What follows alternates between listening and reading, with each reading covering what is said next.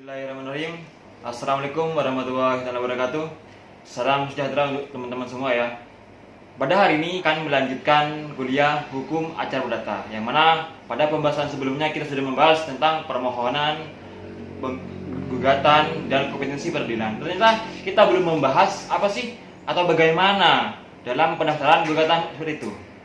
Selanjutnya saya serahkan ke Pak Zen. Baik, terima kasih. Sebelum kita melanjutkan perkuliahan kita, saya juga perlu menyapa. Tadi Mas Os juga sudah menyapa teman-teman semua. Kami doakan semoga semua teman-teman di rumah tetap dalam kondisi sehat walafiat. Amin. Bisa mengikuti perkuliahan ini dengan baik. Amin. Termasuk juga perkuliahan yang lain gitu. Tetap jaga semangat walaupun masih kondisi Covid. Semuanya serba daring, tapi insya Allah kita tetap semangat untuk belajar.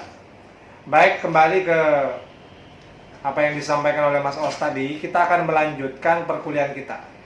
Perkuliahan Hukum Acara Perdata sebelumnya kita sudah membahas permohonan, kemudian gugatan, kemudian bagaimana juga terjadi kemungkinan penggabungan gugatan, dan kita juga sudah membahas tentang kompetensi pengadilan, baik kompetensi absolut maupun kompetensi relatif ya. Sudah kita bahas pada pertemuan sebelumnya. Pada pertemuan hari ini kita akan melanjutkan ke materi yang lain ya, tentang proses pendaftaran dan juga proses pemeriksaan gugatan ya. Nah, sesuai dengan asas hakim bersifat menunggu, Mas Os ya, dan teman-teman sekalian, kemudian kita juga bahas asas ya. Ya, sekedar mengingatkan apa yang sudah pernah kita bahas pada pertemuan pertama ya. Karena ini nyambung dengan materi-materi sebelumnya ya. Jadi saya ulangi, sesuai asas hakim bersifat menunggu, maka inisiatif pengajuan tuntutan hak atau pengajuan gugatan itu inisiatifnya dari penggugat atau yang mewakili, dalam hal ini adalah kuasa hukumnya ya.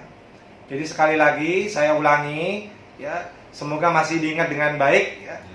Ada asas yang menyatakan hakim bersifat menunggu ya.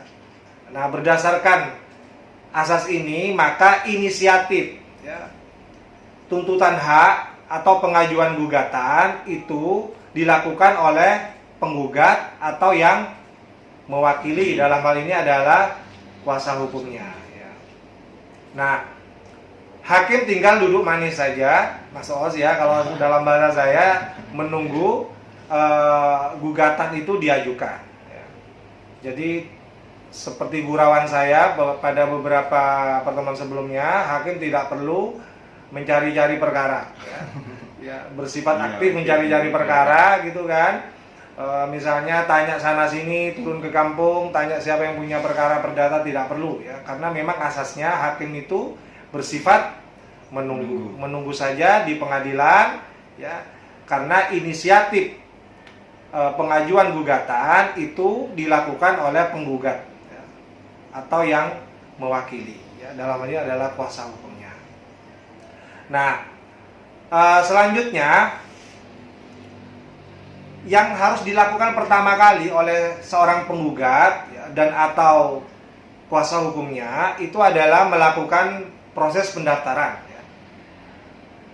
Gugatannya didaftarkan ke bagian kepanitraan di pengadilan negeri, Mas Os ya. Nanti di sana akan dilayani ya, Anda yang ingin mengajukan gugatan ya, langsung datang ke bagian kepanitraan ya, supaya gugatannya didaftarkan ya, ke pengadilan negeri sesuai dengan kompetensi relatif ya. Nah, jadi pastikan ya, Anda daftar ke bagian kepanitraan pengadilan negeri yang sesuai dengan kompetensi relatifnya ya. Ya. Seperti yang saya katakan, kalau penggugat dan tergugatnya di Sumeneb, apalagi objeknya juga ada di Sumeneb, maka kompetensi relatifnya kita akan mendaftarkan gugatan kita ke pengadilan negeri yang ada di Sumeneb. Nah, itu yang harus dilakukan pertama kali oleh seorang penggugat. Nah, kemudian gugatan ini ditandai dengan membayar biaya perkara sesuai dengan asas yang pernah kita bahas lagi pada pertemuan yang lalu. Ada asas berperkara dikenakan biaya. Ya. Makanya sebagai bukti bahwa kita sudah mendaftar, maka kita harus membayar biaya perkara. Ya. Mengapa dalam perdata ini kok ada biaya perkara? Sedangkan yang saya ketahui di pidana tidak ada biaya perkara gitu, Pak. Kenapa di dalam perdata ini ada seperti itu? Ya, ini juga pertanyaan sangat baik. Beberapa kali juga ada yang bertanya, diingatkan lagi sama Mas Os, kenapa berperkara secara perdata itu dikenakan biaya? Karena kepentingan yang dilindungi itu adalah kepentingan pribadi, kepentingan privat. Ya. Jadi pihak yang ingin mempertahankan haknya atau mendapatkan haknya itu dari subjek hukum privat, ya. Subjek hukum perorangan, ya. Dan kepentingan yang dilindungi juga adalah kepentingan yang bersangkutan, ya, secara privat begitu. Ya. Makanya dikenakan biaya. Ya. Nanti kalau misalnya untung, dia untung pribadi. Ya. Jadi dia harus modal dulu, ya, modal dulu dengan membayar dulu, ya, karena nanti kalau misalnya dia menang, ya, keuntungannya didapat secara pribadi, ya.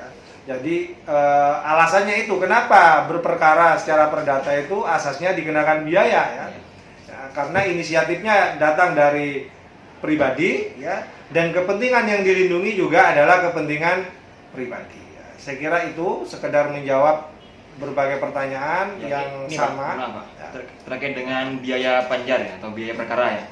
Ini yang membayar biaya perkara ini siapa? Yang pihak yang kalah atau yang mengajukan atau yang bagaimana? Nah, untuk pendaftaran pertama kali itu yang membayar adalah pihak penggugat. Jadi dia harus bayar, ya, biaya pendaftaran. Ya. Karena nanti ini akan dipakai untuk bukan hanya biaya administrasi, ya, biaya pemanggilan, biaya matre gitu, ya. Nah, itu butuh biaya. Ya. Makanya pertama kali, karena inisiatifnya pertama kali ini dari penggugat, maka penggugat dulu yang harus bayar. Ya. Nah, bagaimana nanti biaya keseluruhannya, ya, ya, nanti kita tunggu putusan majelis hakim, ya. Apakah akan menghukum penggugat atau tergugat untuk membayar biaya perkara? Itu nanti tergantung putusan hakim. Tapi pertama kali daftar, maka yang harus keluar biaya duluan, harus bermodal duluan adalah pihak penggugat. Karena memang inisiatornya ada pada penggugat.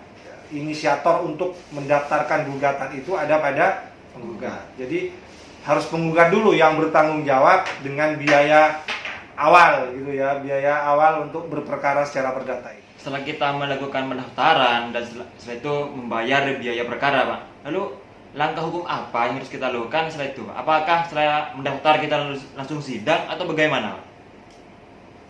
Setelah mendaftar dan sudah mengeluarkan biaya perkara, ya, tentunya penggugat ini tidak langsung dijadwal untuk sidang.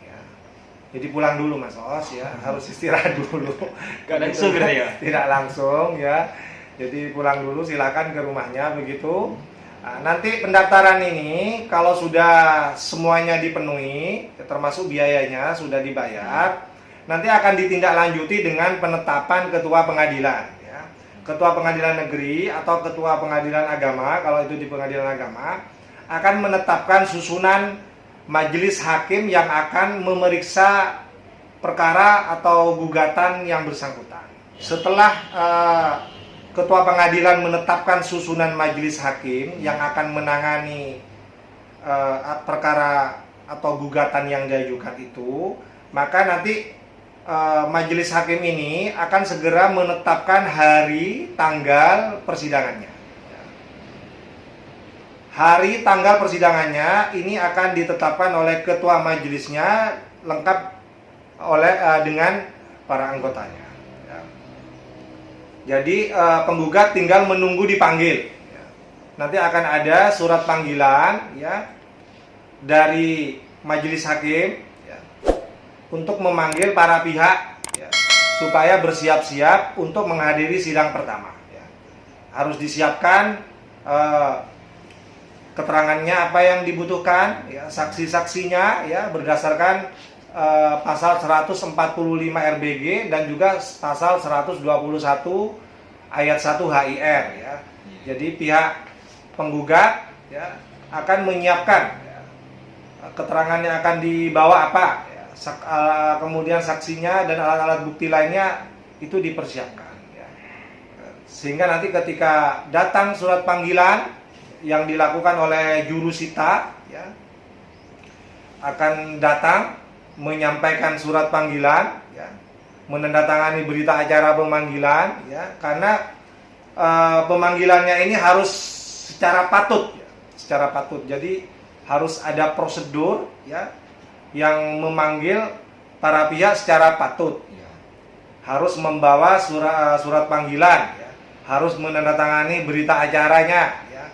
Kemudian bawa juga risalah berita acaranya tadi, risalah pemanggilannya tadi itu dibawa ya, oleh jurusitanya, disampaikan juga ke majelis hakimnya ya. Jadi relas ya, kalau dibilang tuh relas tuh maksudnya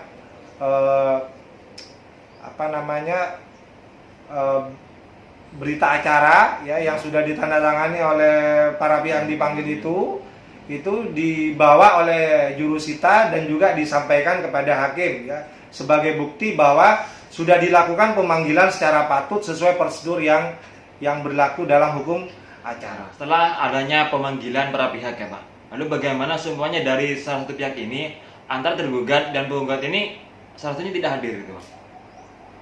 Ya, berdasarkan pasal 148 RBG atau juga di pasal 124 HIR ya, kemungkinan yang disampaikan Mas Ros itu bisa terjadi ya. Misalnya penggugat tidak hadir di sidang pertama padahal sudah dipanggil secara patut ya. Maka apa yang terjadi kalau misalnya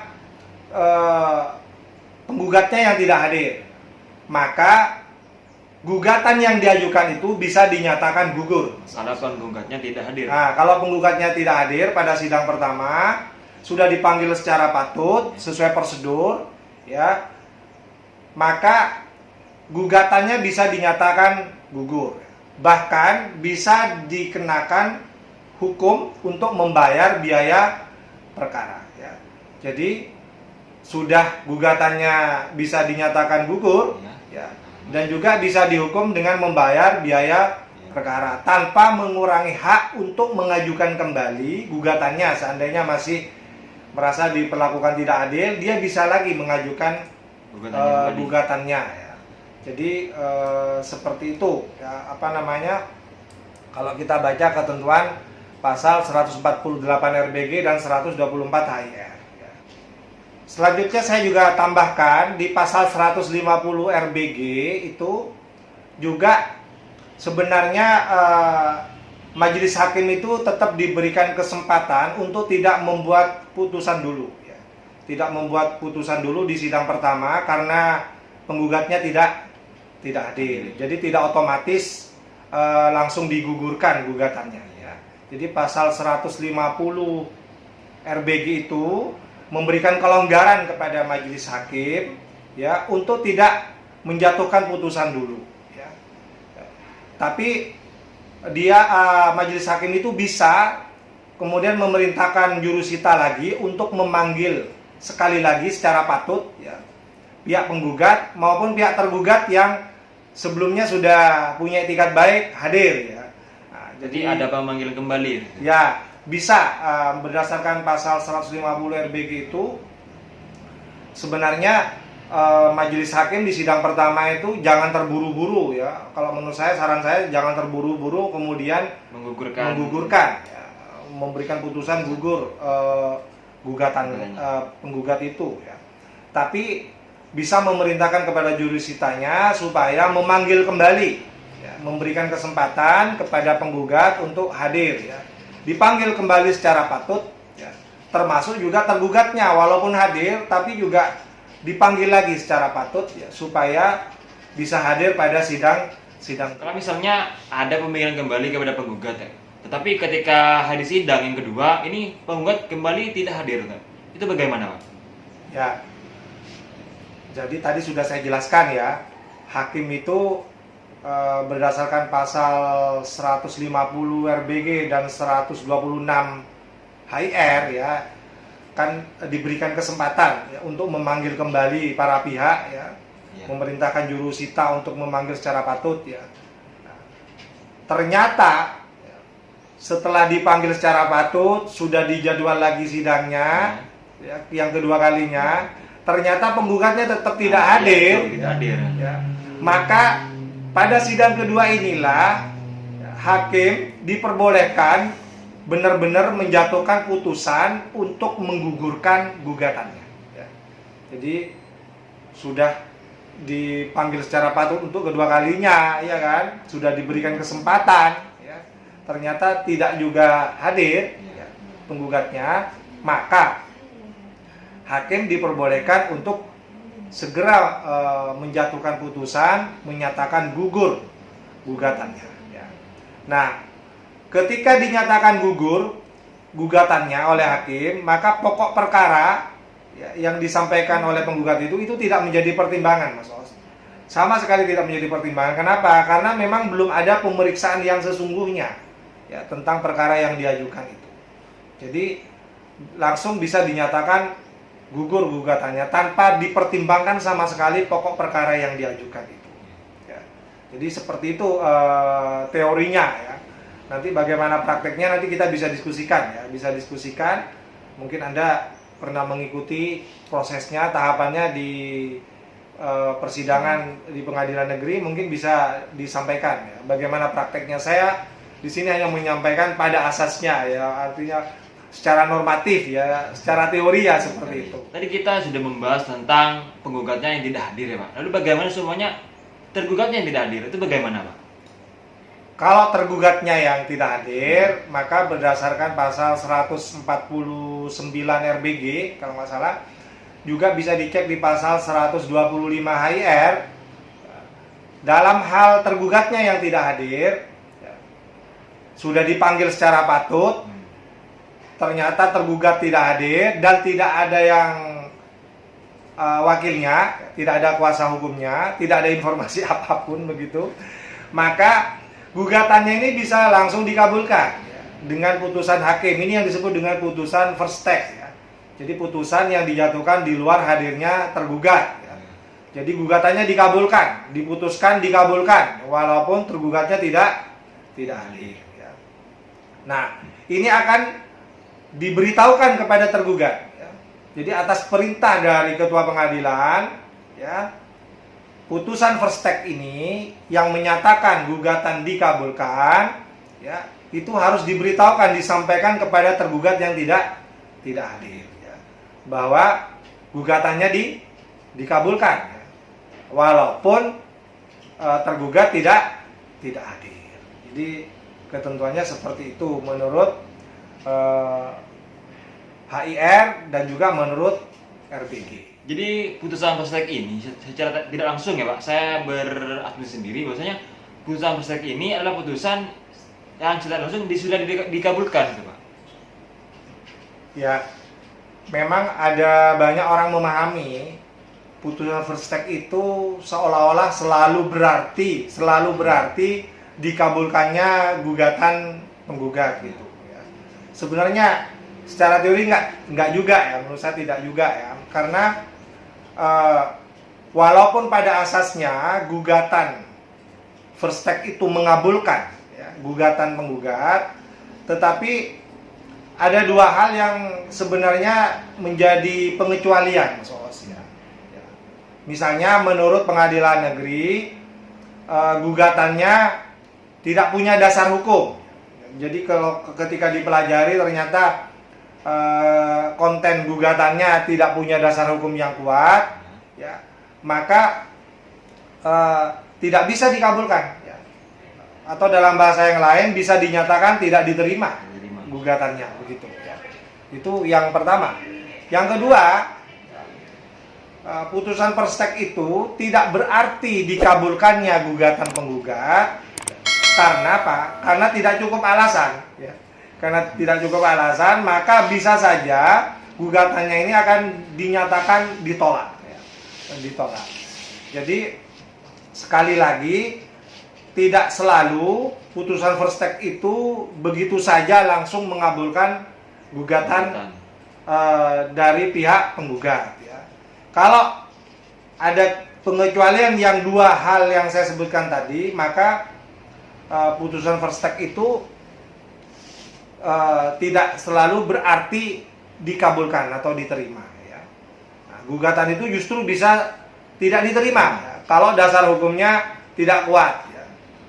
Makanya kalau nyusun posita itu harus baik, ya, harus benar, harus menunjukkan dasar-dasar hukumnya gitu. Ya. Harus kuat menjelaskan alasan-alasannya gitu ya. Nah, kalau alasannya tidak cukup, maka itu bisa ditolak. Ya. Ya.